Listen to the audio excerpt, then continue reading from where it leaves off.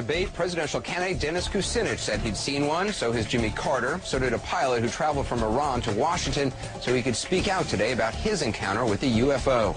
Now, unidentified flying object means just that, unidentified. It says nothing about what or from where. But for years now, polling has shown that a majority of Americans believe the government, our government, simply isn't telling all it knows about those lights in the sky, whatever they are.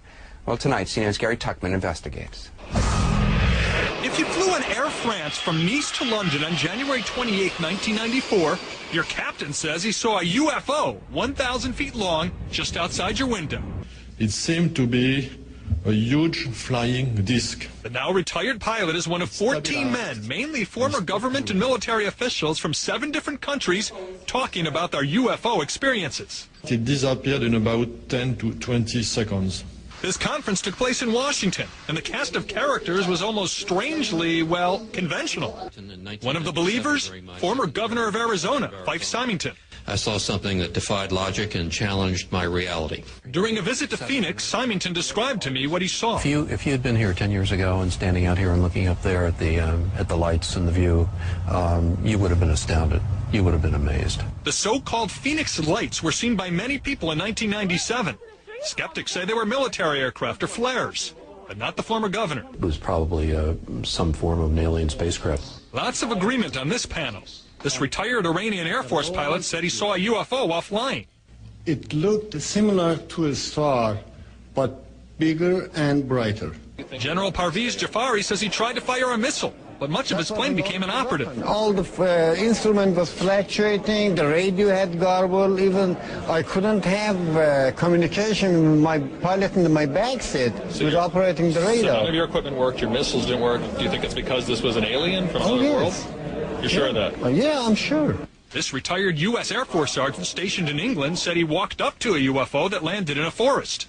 It maneuvered through the trees and shot off at an unbelievable rate of speed. A man running for president just said he saw a UFO. I did, and the rest of the account, it was unidentified flying object. And so did a man who was president. I and about 25 others saw something in the air that changed colors and was round and came. Although Jimmy Carter says he doesn't think it was from another planet, most of these people differ on that point and want the FAA to investigate all these claims.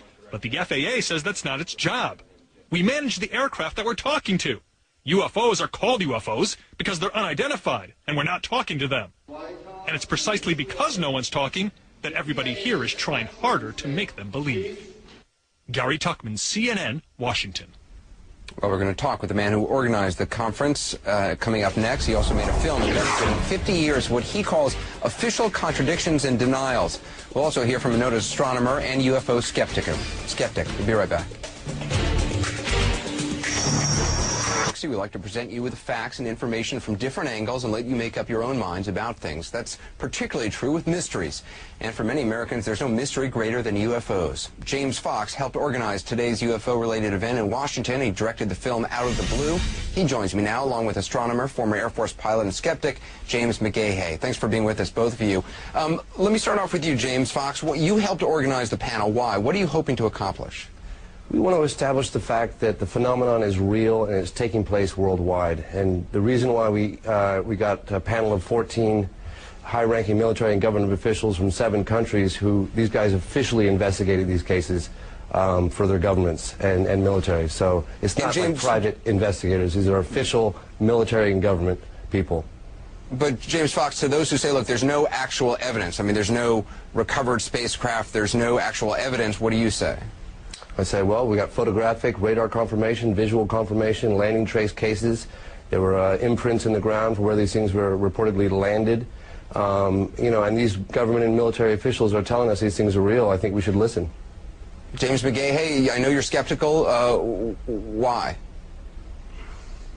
Well, UFOs are basically a modern space-age mythology. It's a conspiracy wrapped in superstition and myth and magic. People see lights in the sky and somehow they equate those lights in the sky to spacecraft from another world. It's really wish fulfillment. It's almost a fairy tale among many people to believe that somehow either doom or salvation is coming from the sky. It's a very old concept in human thinking. But I should say, when we talk about pilots, there's this incredible misidentification idea about pilots being trained observers. Pilots are not trained observers. They're trained to fly airplanes. They are some of the worst people at identifying objects in the sky that aren't other airplanes. They're trained to react quickly in an airplane, which very often makes them react to wrong stimuli. James Fox, what about that? Okay, let me say something. Mr. McGaha, although I do respect your opinion on this, you keep misleading the public when you say that these are ambiguous distant lights off at a distance. These are not. These are unambiguous, up-close and personal cases where, in one case in Bentwaters in 1980, they actually touched the UFO on the ground. And this was witnessed by 80 people. I am quite skeptical that anyone touched anything at Bentwaters. Well, and it wasn't at Bentwaters, it was actually at Woodbridge. With all due respect, sir, I don't think you were there. James McGaha, why shouldn't there be more investigation? Why should what this panel was calling for essentially is some sort of government investigation of it? Why shouldn't there be further investigation? Well, there have been investigations, and it was. Well, hang on a second. Let me just state this clearly. One of the things you keep interrupting me, sir. Please. One of the things I want to mention very quickly is that the official position from the Air Force is that they terminated Project Blue Book in 1969, and there have been no official investigations since then. However, we found evidence to suggest the contrary. On a number of cases in Tehran, the general said the Americans were making discrete inquiries about the case there, as well as Bentwaters, England. The colonel said that the OSI came in and investigated that case. So you believe there is a government investigation going on, you just want it more public? They're making discrete inquiries, unofficially, yes. James McGaha, final thought. Yes, they are making discrete inquiries about strange things that happen, not about UFOs or alien spacecraft. That's not what's going on at all. They're responsible for the security and deployment of nuclear weapons. If you think they're out there hallucinating, why do they all get promoted? Well, we're gonna have to leave it there. If we had time, I could actually tell you what happened that night. It's very prosaic, involving lights in the sky, and that's all. It's not lights in the sky, sir. Thank you. No doubt a debate we're not going to settle tonight, but we do appreciate you guys talking about it. James Fox, James McGaha, thank you.